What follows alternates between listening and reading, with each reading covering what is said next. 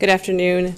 I'm Delia Garza, Travis County Attorney. I'm joined today by my first assistant, Lucio Del Toro, who leads our criminal division, Executive County Attorney Leslie Dipple, who leads our civil division, Trial Court Director Aaron Srinivasan, who is on our in charge of our criminal trial courts, and Assistant Trial Court Director Carla Cook, who is also on our criminal division side. My office is responsible for prosecuting misdemeanor offenses in Travis County and also representing the county in all legal matters. We've continued to receive numerous inquiries related to the events that occurred on the UT campus in April, so to be as transparent as possible, thought it best to provide the community with an update. On April 29th, 2024, our office received 79 cases for criminal trespass that were alleged to have occurred in relation to protests at UT campus.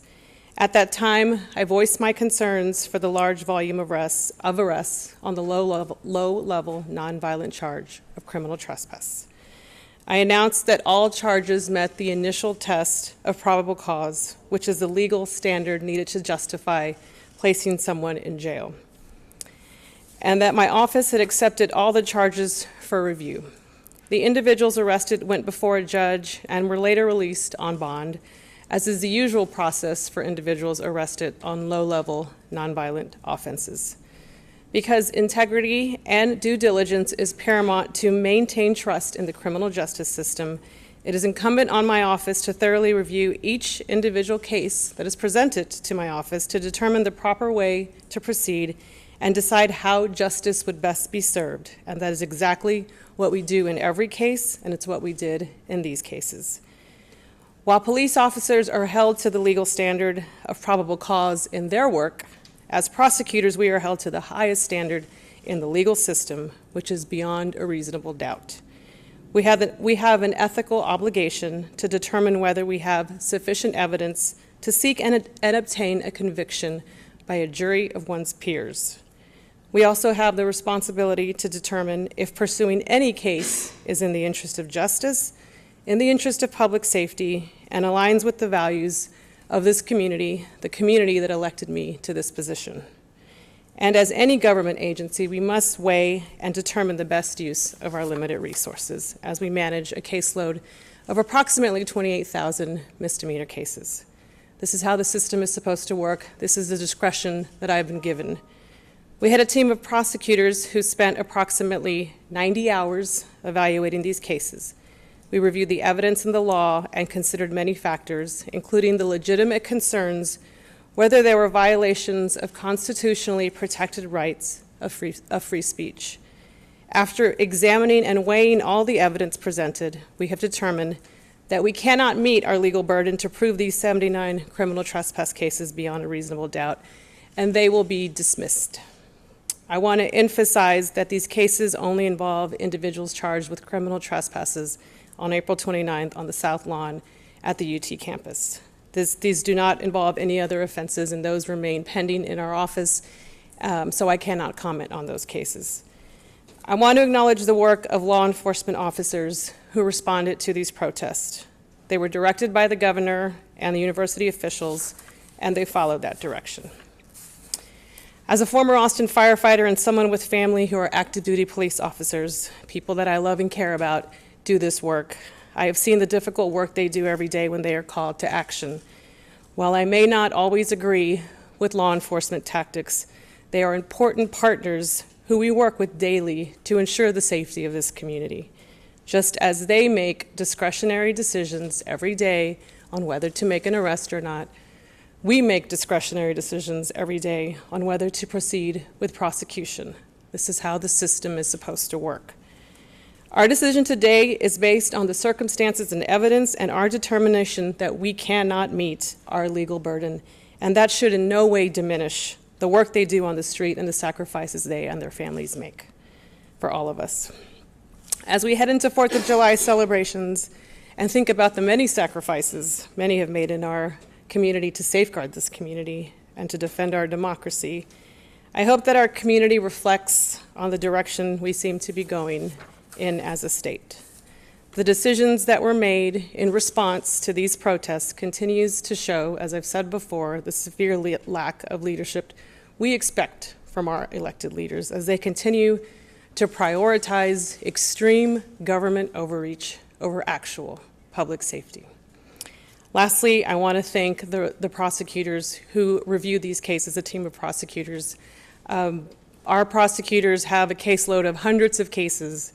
Our community has made it clear that they want us to prioritize violent crime. The bulk of our cases are DWIs, assault family violence, indecent assault cases. And in addition to carrying their regular caseload, they also did the work to review all of these cases to make sure that we were doing everything we can to do a thorough review and respond to the community, again, who elected me to do this job and to have this discretion. And so those are my prepared statements, and I'll open it up to a few questions. Sure, okay, yeah. What makes this review different in terms of scope and work compared to those original set of cases that happened because of the protests in D.C.? In terms to, say that again? Like compared to the first batch?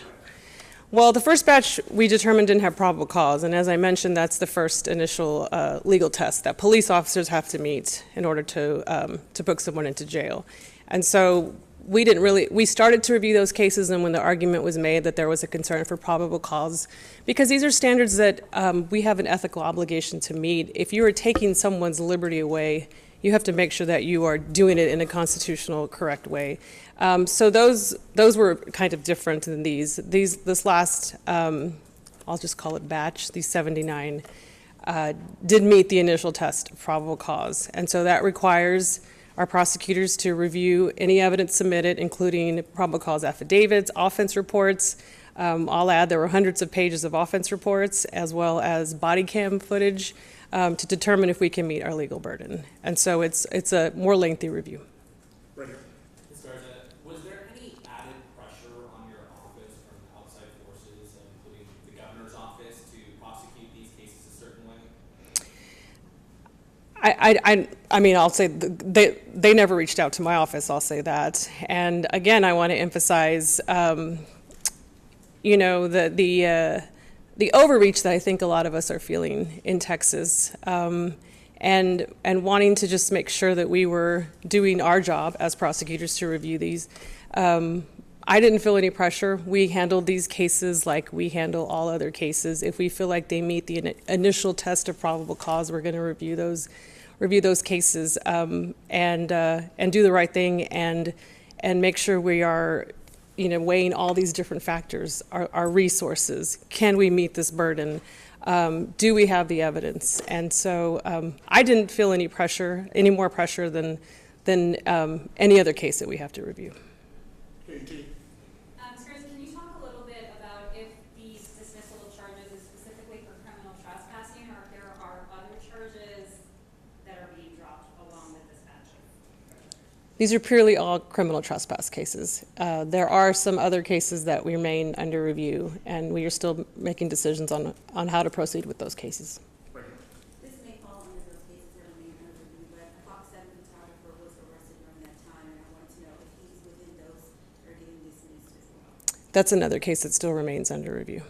Statesman. Thank you so much for your time. You mentioned free speech concerns and how your office reviewed those. What did you determine when it came to First Amendment concerns?